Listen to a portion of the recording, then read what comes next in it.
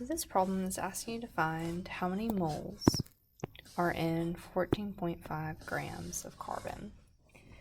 And so again, I've kind of copied down our framework here so you can have it as a reference as we work the problem together.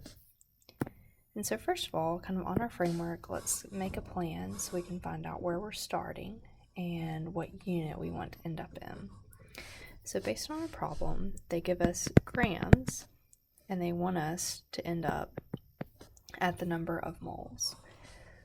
So from the framework, it looks like we're going to take one step to go from grams to moles, and that step will involve us using the molar mass of carbon, which again can be found at the bottom of carbon square on the periodic table.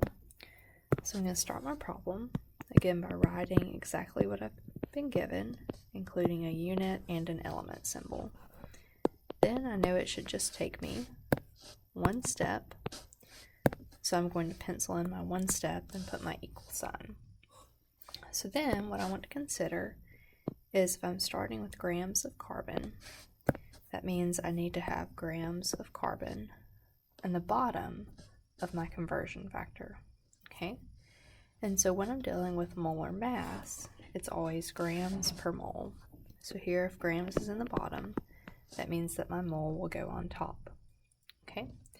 So for my molar mass, I'm going to look over to carbon square on the periodic table, and I see that for every 12.01 grams of carbon, that should be equal to 1 mole of carbon.